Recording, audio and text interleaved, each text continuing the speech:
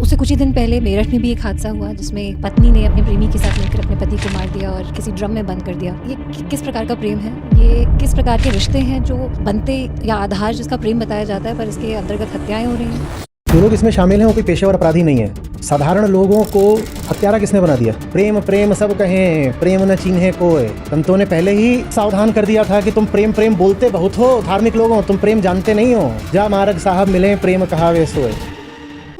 तो ये हो कैसे गया? शुरुआत इसकी होती है उस शिक्षा व्यवस्था से, उस परवरिश से जिसमें हमें संबंध का मतलब ही नहीं बताया जाता। बस ये बता दिया जाता है कि जल्दी से जवान होते ही लड़की की शादी कर देनी है, बस शादी हो जानी है उसकी। आचार्य जी प्रणाम। अभी हम प्रेम और मोहब्बत की बातें कर रहे हैं, इस पे ही एक थोड़ा सा मनहूस प्रश्न है। पत्नी ने अपने प्रेमी के साथ मिलकर अपने पति को मार दिया और किसी ड्रम में बंद कर दिया। उससे पहले पाकिस्तान से भी एक खबर थी कि सोशल मीडिया इन्फ्लुएंसर कोई थी जिनको इस बात पे मार दिया गया कि वो शादी नहीं करना चाहते। तो ये किस प्रकार का प्रेम है? ये किस प्रकार के रिश्ते हैं जो बनते या आधार जिसका प्रेम बताया जाता है पर इसके अंतर्गत हत्याएं हो रही हैं? देखिए, सबसे पहले तो इसमें डिस्क्लेमर लगाना ज़रूरी है कि ये जिस मामले की आप बात कर रही हैं, इंदौर मेघालय वाला, जी। उसमें अभी जांच जारी है और मामला आगे जाएगा और न्यायालय के विचाराधीन होगा। तो उसमें निष्कर्ष क्या निकलता है वो थोड़ा आगे की बात है। लेकिन हाँ, ये भी सही है कि अभी कुछ बातें सामने आ रही हैं, मीडिया हमें कुछ बता रही है और एक हत्या तो हुई ही है। एक और तो बहुत ही एक खूनी वारदात है, बर्बर हत्याकांड है, किसी की जान चली गई है, एक जवान व्यक्ति की जान चली गई है। इस पर जितना अफसोस किया जाए और जितनी निंदा की जाए उतनी कम है।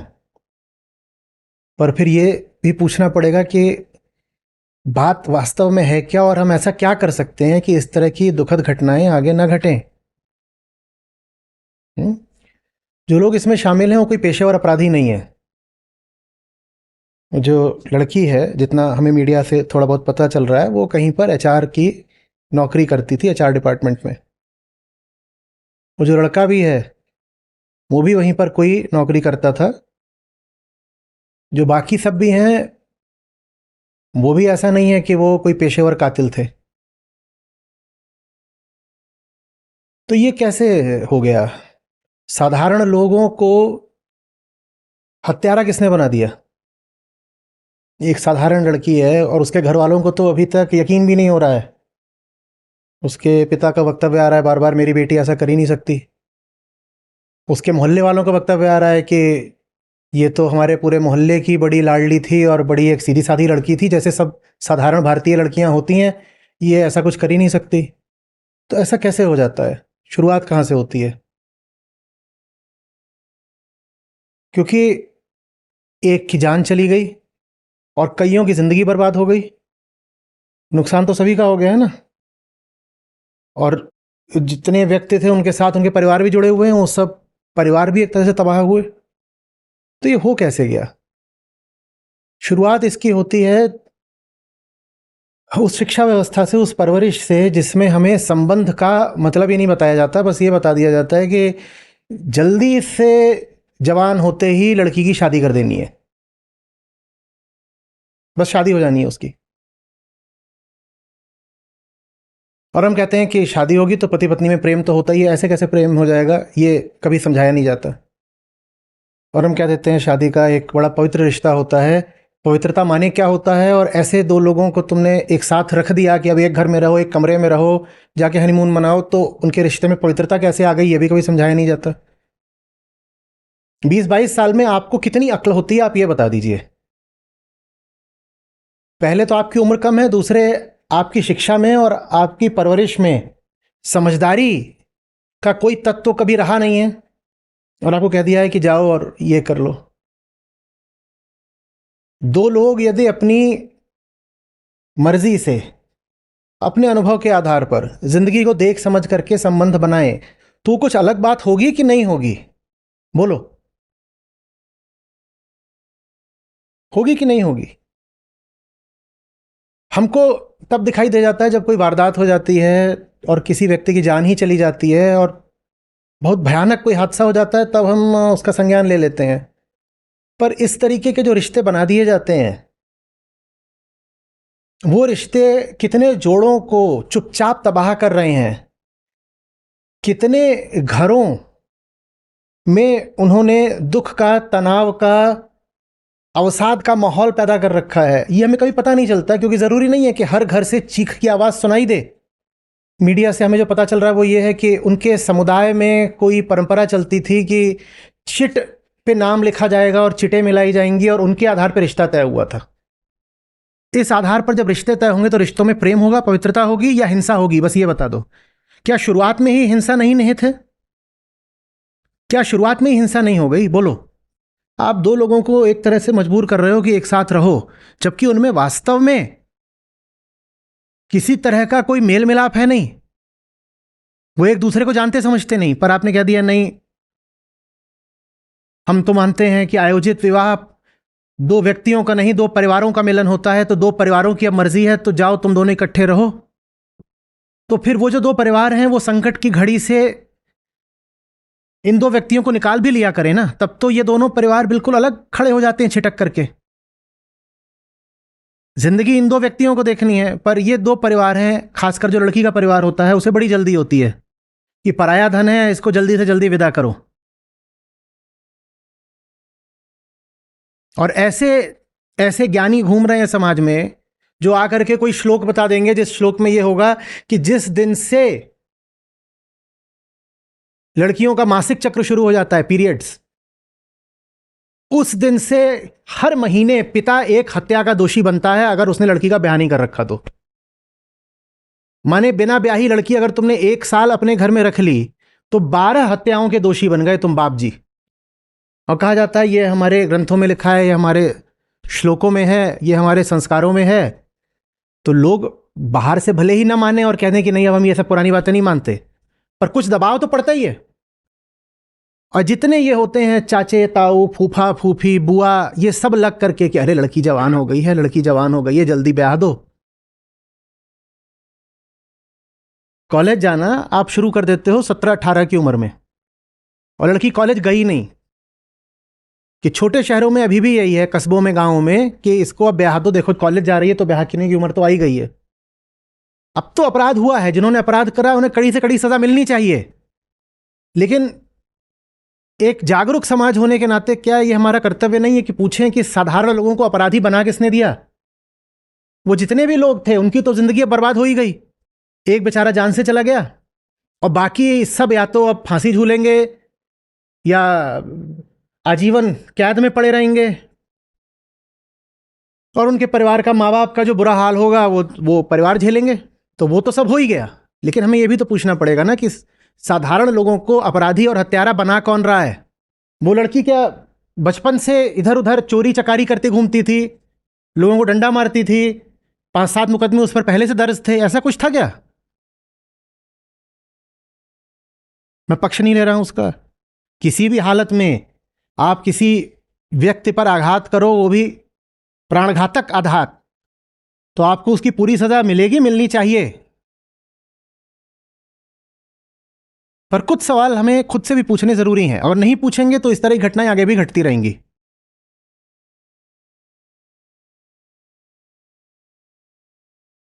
आ रही बात समझ में?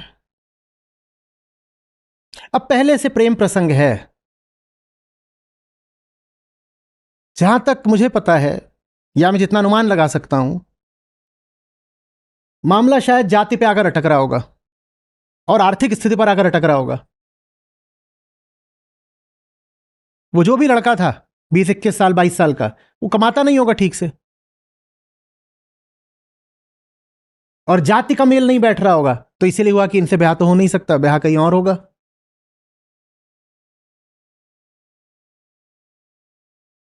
शादी कोई छोटी बात होती है?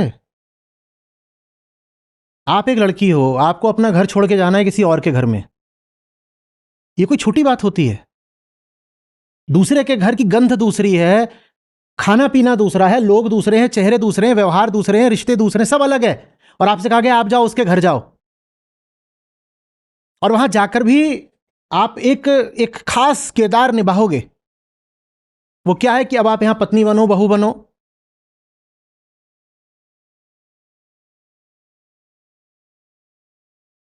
और सिर्फ घर नहीं बदलेगा, आपकी जिंदगी में और भी कुछ बदल जाना है।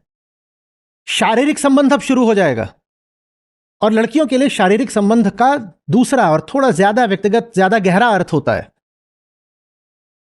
क्योंकि उनके लिए शारीरिक संबंध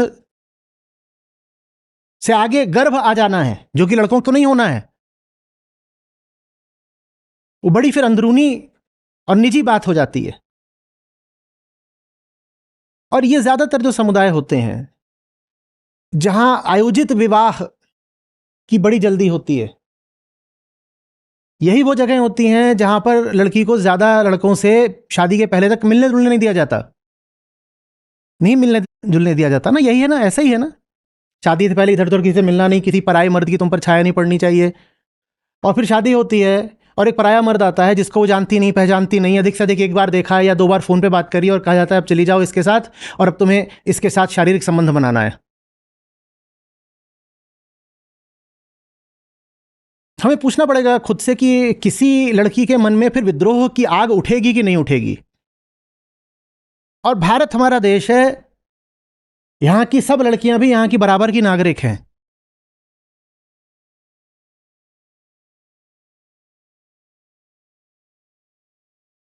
तो देशवासियों के नाते ही सही, पर उनके लिए कुछ सोचना पड़ेगा कि नहीं।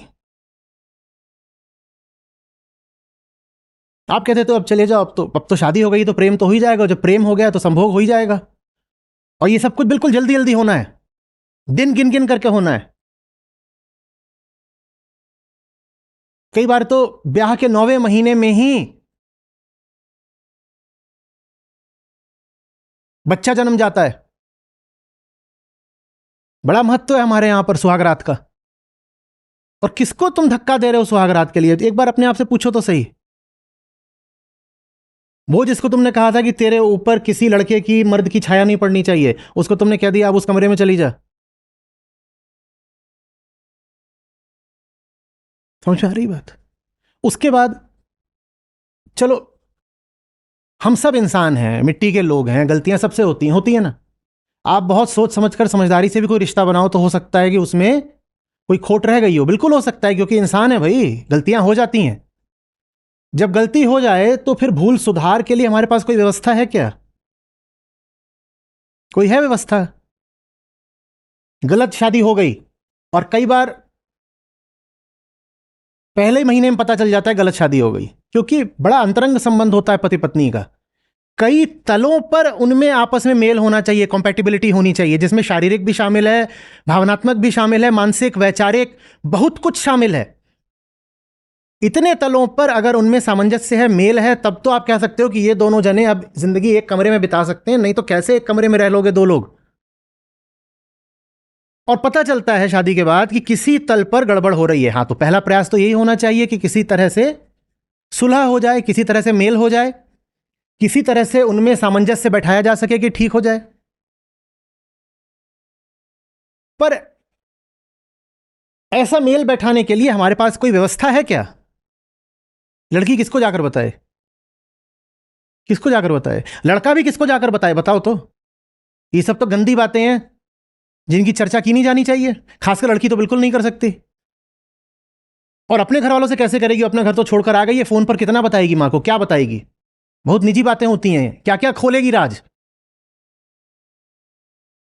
उसको तो धकेल दिया है कि जा पराए घर में, अब वो क्या क्या राज बताए घर को कि अब यहां क्या क्या। और सब कुछ अत्याचार के ही दायरे में नहीं आता है। मेल भी एक दूसरी चीज होती है। बात यह नहीं है कि पति अत्याचार कर रहा होगा या पत्नी अत्याचार कर रही हो, अत्याचार की बात नहीं होती है। एक हॉस्टल में भी जाकर के 2 लोग रहते हैं, वहां पर आपको एक कमरे होते हैं, शेयरिंग रूम्स होते हैं, वहां पर आपसे पूछे बिना आपको रूममेट अलॉट हो जाता है। हो जाता है, आप लोग रहे हो इस तरह से, पूछा नहीं जाता, रूममेट अलॉट हो गया। अब ऐसा नहीं है कि आपका रूममेट कोई दुष्ट व्यक्ति है, लेकिन फिर भी कई बार पहले हफ्ते में या महीने में ही पता चल जाता है कि ये जोड़ी जमेगी नहीं। तो फिर आप दोनों परस्पर बातचीत करके वार्डन के पास चले जाते हो और दरखास्त दे देते हो कि साहब हमारे कमरे बदल दो। तो एक व्यवस्था वहां पर है कि अगर जोड़ी नहीं जमी तो क्या करना है। हमारे पास कोई काउंसलिंग मैकेनिज्म है, समझाने की कोई व्यवस्था है, सुलह की कोई व्यवस्था है।